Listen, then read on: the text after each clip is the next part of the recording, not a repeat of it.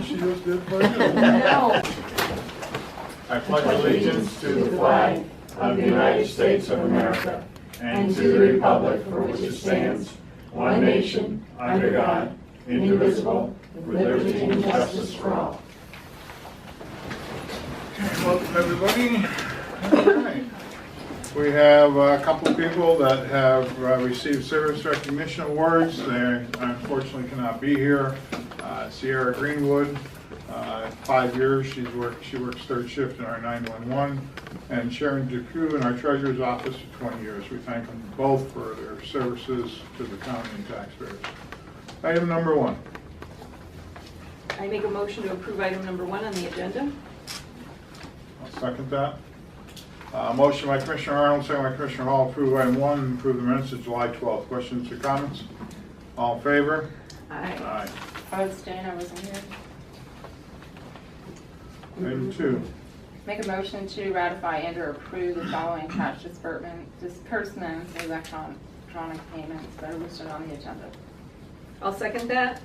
Motion by Commissioner Warren, second by Commissioner Arnold, approve item 2 on the agenda to ratify and approve the cash disbursements and electronic payments. Questions or comments? All in favor? Aye. So carried. Item 3. Make a motion to approve the seminar requests listed on the agenda. I'll second that. Motion by Commissioner Warren, second by Commissioner Arnold, approve the seminar requests under item 3. Questions or comments? All in favor? Aye. Aye. Item 4. I make a motion to approve item number 4 on the agenda. I'll second that. Motion by Commissioner Arnold, second by Commissioner Hall to approve item 4, due to correct the clerical to amend the date listed on the previous agenda from June 28th to July 12th. Questions or comments? All in favor? Aye. Make a motion to approve item number 5 is listed on the agenda. I'll second that.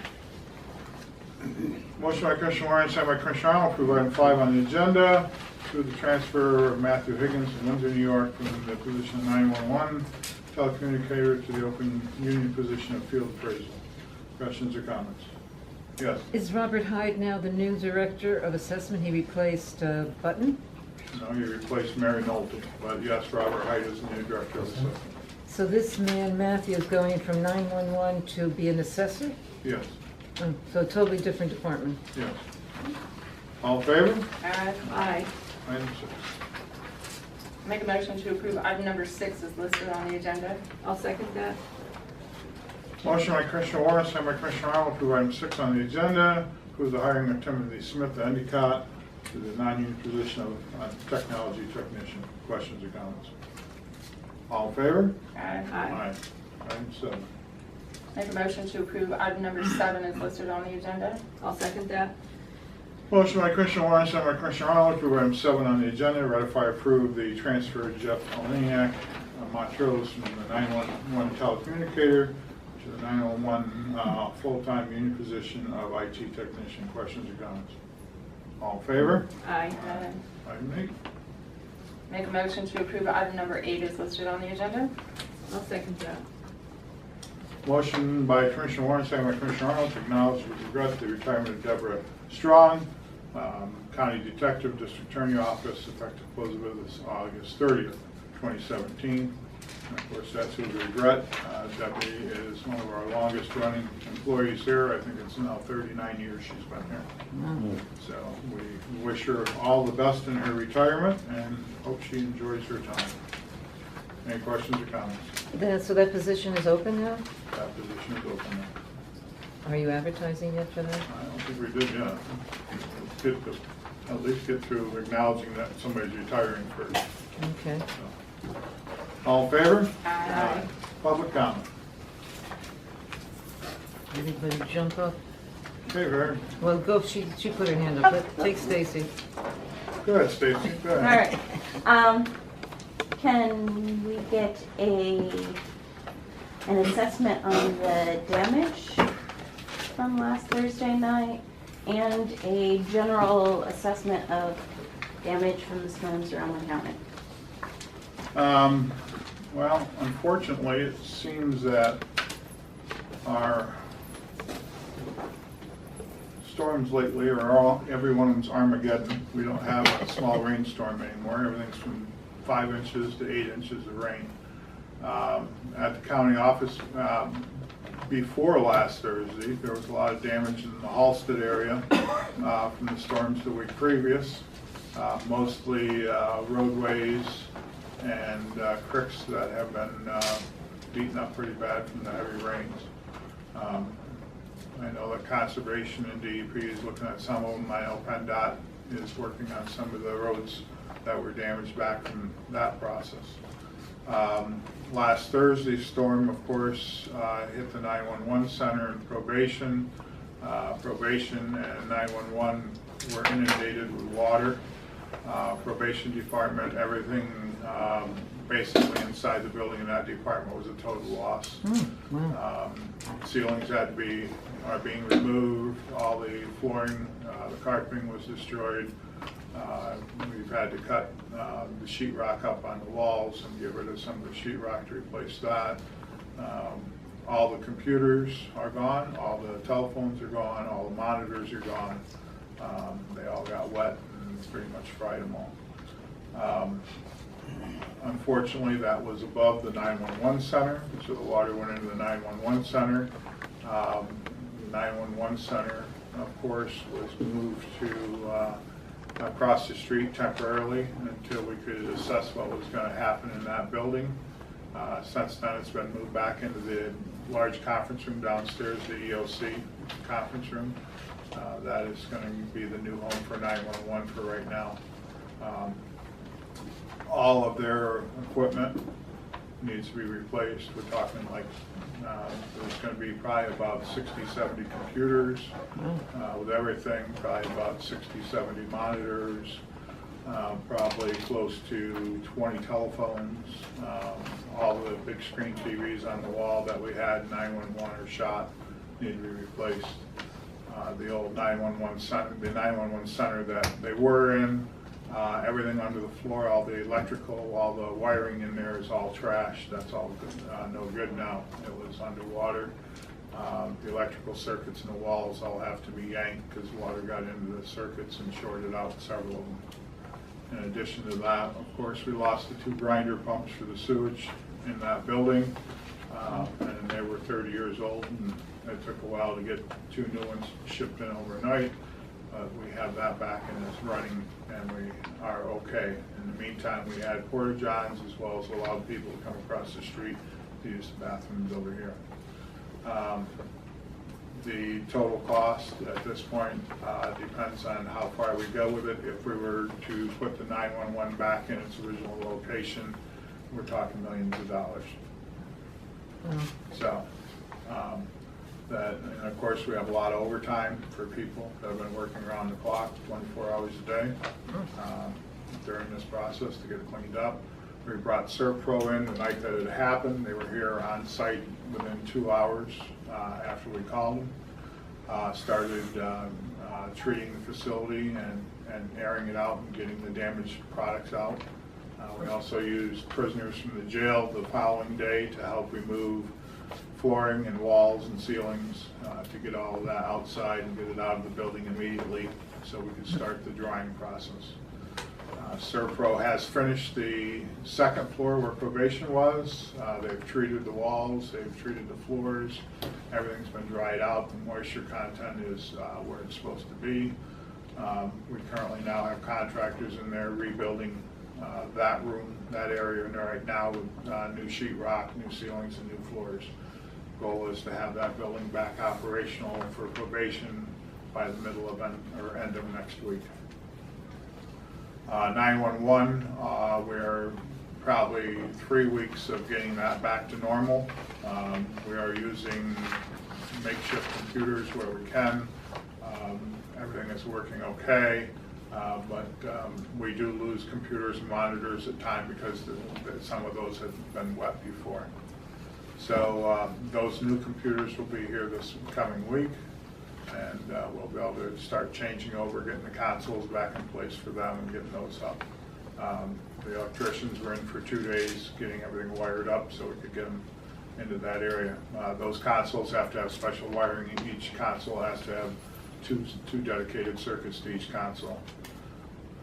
And plus we have people, we were fortunate to have people from all over the place pitch in. Started with the United Fire Company that did an excellent job for us. They came on scene first through their expertise. They found that the cause was the roof drains on the roof. They immediately plugged them, which saved us even more damage to the comm center and to the facility over there. So United did a great job. They got out the water they could with air pumps and controlled the situation. We immediately fixed the problem that caused the infiltration, got that taken care of. Our maintenance department, our 911 people all went above and beyond and did everything they had to make sure everything worked. We never, and even though there was reports that we evacuated, which we did do, we never lost any operation in our 911 center. We had people running consoles in the old place until the new was set up over here, and we never lost a beat in it. We did have everybody man their fire stations just in case there was a hiccup that we couldn't see or additional storms would come through. But I think it was shortly after midnight we told them they could all stand down. So we went through every precaution that needed to be taken. Everybody again stepped up, did their work. The Montrose Borough Police, the State Police, everybody, it was all hands on deck. Everybody helped out. Lackawanna County did send their portable RV up, which has all the radios in it. We used that for the first night until we could get back on our own radios. So, they also sent some of their people from their 911 center emergency management to assist. So we thank them. Bradford County sent people, Pike County sent people, Wayne County sent people, Wyoming. So this is probably one of those things that best demonstrates how good we are in Pennsylvania. When there's a crisis or a problem, how all the agencies pull together, come together and help each other when there's a problem. So it's kind of like that brotherhood of 911 and EMA, where if one county has an issue, everybody in the other counties jump over and help out and do everything they can. The director of PEMA was here the following day, came in, met with us, and offered any assistance that they could. Of course, I told him I just needed a bag of money, and of course he didn't have that with him, so he couldn't help us with that. So that's pretty much where we're at. We are still moving forward with our designs for our new 911 center. Now we will push that even into higher gear to get that process going and see what we can do to get that going. I know that Casey's office called Mary Ann yesterday and expressed their concern. I did hear from Lisa Baker yesterday. Those are the two individuals that have contacted our county so far. Haven't heard from the other ones. I reminded Lisa Baker of our grant that we have sitting in Harrisburg, that we need everybody's support on that for the new 911 center. We need to get that grant pushed through. It's in the pending capital budget in Harrisburg. Told them that they need to reach out to the other senators and people in Harrisburg. We need to get support on that and get that through. So that's kind of where that is. The old 911 center, and I'm calling it the old 911 center where 911 used to be. Our goal right now is to change that over to immediately over to the EMA center, EOC. That'll become a large conference room instead of the other one. So we're just kind of flip-flopping from now. It's going to have the least cost impact. It would cost millions of dollars to move everything back into the original 911 center, and that would be a foolish expense if we need to build a new facility. So we'll just keep them where they're at right now. We'll make the provisions we need to make that function. We'll make the other room into the large conference room again, so we have that, and then we'll move forward from there. Now, as far as the rest of the county, of course, that was last Thursday night. Since then, we've had other storms. We've got reports of like 8 inches of rain that came through Choconut and Little Meadows and Silver Lake and into Forest Lake. I know that Choconut has lost one of their bridges. I know that Snake Creek Marina received a lot of damages at their facility. I know that people have lost a lot of crops in the area. They've lost corn crops, they've lost pumpkin crops. Hay that was supposed to be, was getting ready to be cut is totally matted down, ruined. So there's a lot of farmers in the area that have taken a lot of hits from this. Let alone, PennDOT, of course, has had a lot of damage to the culverts on the sides of the roads. If there wasn't a culvert, there is now because of the water. So there's a lot of issues there. I know people lost, one person lost a excavator that they were working on a project and the water came through and took out some stuff and flipped the excavator over on them. So there's a lot of damages throughout the county. And hopefully, people will help their neighbors and people will be conscious that some people are not doing well because of the flooding. I know that some of the people that worked here are off right now because they've had some flooding on their properties. So, our thoughts and prayers are with them. We hope that, their neighbors and friends that help them will continue to help them.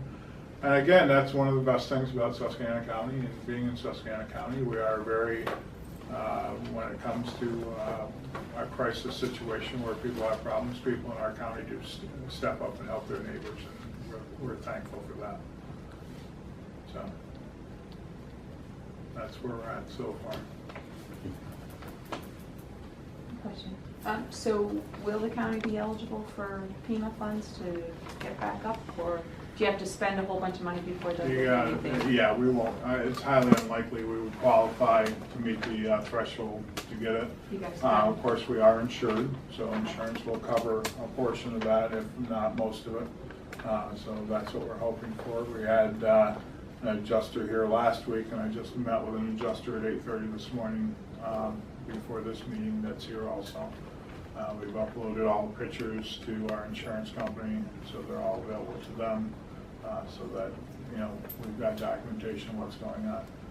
Anything that we were fortunate that the insurance company let us take any electronics that were destroyed, just take a picture of them, and then we can remove them from the site instead of stockpiling everything, so that's helped us too.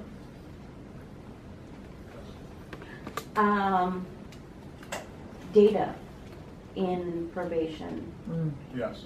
is that backed up on Oh, yeah. an outside? Yeah, Okay. yeah. I all thought so, but I just wanted to. They do have some working files. The working files, fortunately, were in their system or in their cabinets, so they didn't get wet. But all their other files are all done electronically, so they're all on the mainframe. They're not stored on. None of our information is stored on So they don't the have desktop. an independent server? No, there's no desktop that it's served on. It's all on the servers upstairs or at the state, because they do have systems where they're tied to the state. That's true. Yes. Can you explain more how this water got in, since we've had storms before? How could this have happened? It's such a major thing. Well, what happened is that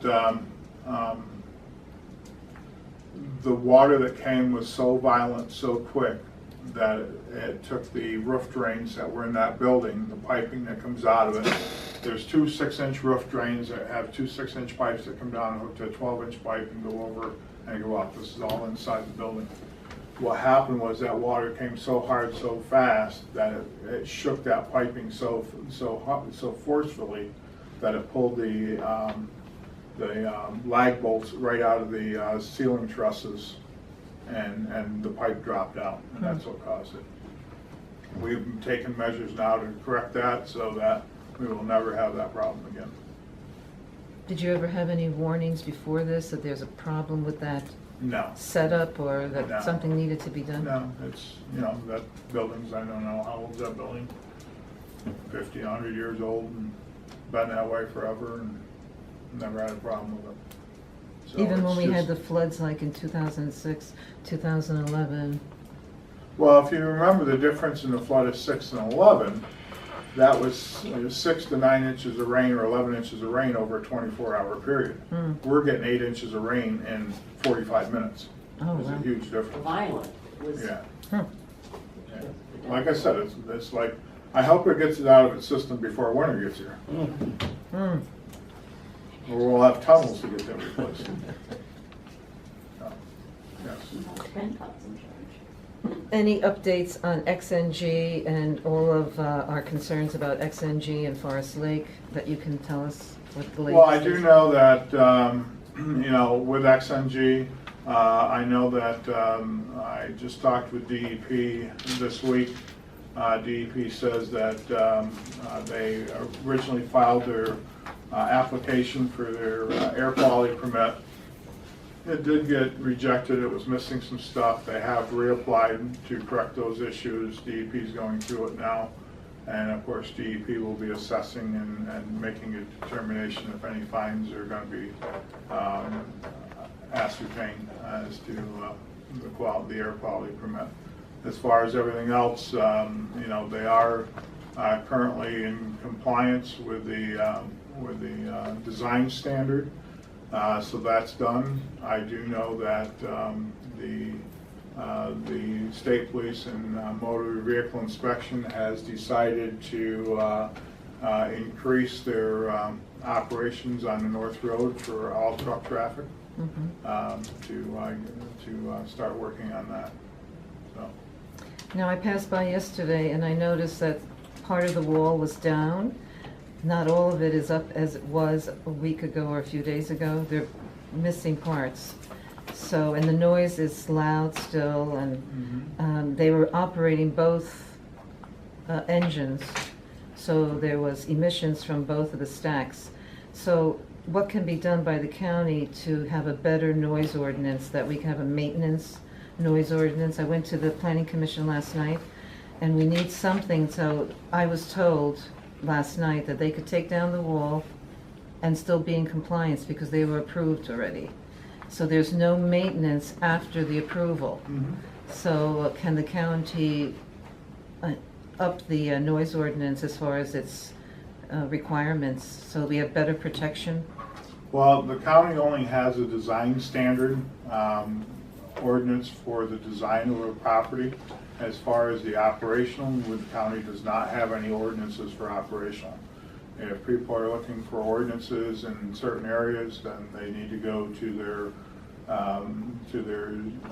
municipalities and see if they're willing to put ordinances in to control noise or anything like that.